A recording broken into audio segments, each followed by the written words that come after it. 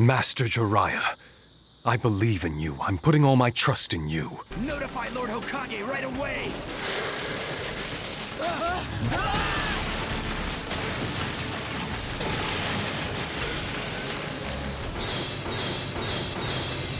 Ninja Art! Four Flames Formation!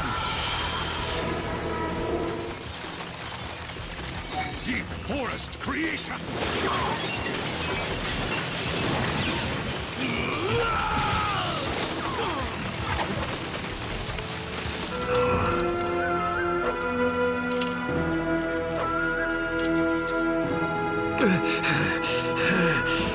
Trust well placed, Episu. Trust well placed. Realistically, being Gaara would freaking suck. Yeah, you're strong, but everyone hates you and you can never sleep. Just look at him. His misery is visible. If you've been paying close attention to Gaara's emotions since his debut, you'd notice a steady change. During his first appearance, Gaara looked extremely serious. His expression remained that way until the preliminaries. Naruto, my guy, made Gaara realize beating people up wasn't everything. That's because despite his strength, he doesn't have anyone who genuinely cares about him like Rock Lee does. The more I think about it, Gaara isn't the demon he's made out to be. That's not to say he doesn't have his problems, but compared to your average D&D player, Gaara isn't a murder hobo. By the way, that's Dungeons & Dragons for anyone who wasn't aware. Well, well, look at this.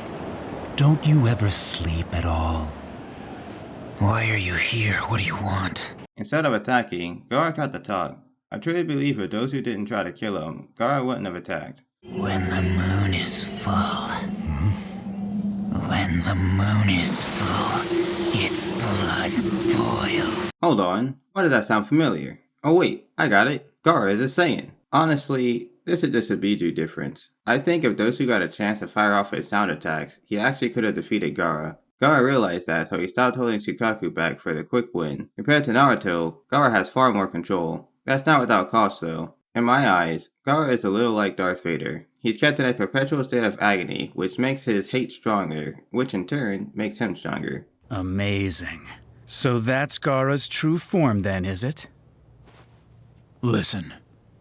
Is this okay? He was a sound ninja. They don't even care that Dosu is murdered. Granted, he just tried to kill Gaara, but my point still remains. There's a clear pecking order. I'm not sure what Baki has seen Kabuto do, but man is clearly shook. Hayate made a big mistake by coming alone. I know it's easier to be incognito when you're traveling alone, but teams are made of 3-man cells for a reason. Considering Kakashi learned about Kabuto's allegiance to Orochimaru, you'd imagine that Hyuga, Yamanaka, and Inazuka clans would be going wild right now. Like, seriously, why are they taking this threat so lightly? Where are the guards? Where's anyone? How did Gaara just enter his version of KCM2, Murder Club Dosu, then revert and absolutely no one noticed? Is this seriously Konoha, the strongest village? But after being revealed to them, you just nonchalantly come here and meet with me? You're a fool. Well, to be exact, they didn't really discover what my true identity was on their own. I let them find out. Kabuto's plan should have backfired massively. Let me tell you why. Kabuto wanted to see how far the Leaf would go after finding out about his identity. For starters, Kabuto should have been caught. Had Kakashi used his Sharingan, Kabuto would have been subdued or a huge fight would have broken out. With Kabuto out of the picture, that leaves Orochimaru and Gaara as the main threats. Ebisu should have told Hiruzen about Jiraiya, and Jiraiya should have at the very least wanted to interrogate Orochimaru since he's been looking into the Akatsuki. So riddle me this. How would Orochimaru and Gaara stand up to Hiruzen, Kakashi, Guy, and Jiraiya? They wouldn't. They just lose. That's the answer. Even if Kabuto managed to escape Kakashi, Jiraiya is still the difference maker. Granted, Orochimaru won't actually die, because for every ounce of water on the planet there's a curse mark, but that's a story for a different time. Oh no! Hayate's been found. If only they were reinforcements. Jokes aside, I've gotta admit, I had high hopes for Hayate. Even Baki did. Baki is more experienced and wise, so it makes sense why he doesn't underestimate his opponents like Gaara does. But in that situation, I think he would have survived just fine. Funny thing is though, Hayate would have won if he didn't make one crucial mistake. Tell him, Thanos. You should have gone for the head. I know Naruto is extremely short, but he looks like a hobbit in this shot. Okay, do you remember what we talked about yesterday? You know, that stuff about the 2 types of chakra? Huh? We talked yesterday? Whose mans is this? I guess Naruto is a class clown for a reason. Jiraiya raises his left hand to point at Naruto, but in the very next shot, he's using his right hand. Yeah, that sounds really cool and exciting, but how do you even know that I really have that chakra inside of me? I understand why Naruto doubts the existence of another chakra inside of him since he loses consciousness while word raging. But he didn't even get knocked out after fighting Haku. He remained conscious enough to not kill Haku, so he clearly was still aware of what was going on. You're not pulling a fast one on me, Kishimoto. Look, there's no need to blindly follow the same training regimen as everyone else, right?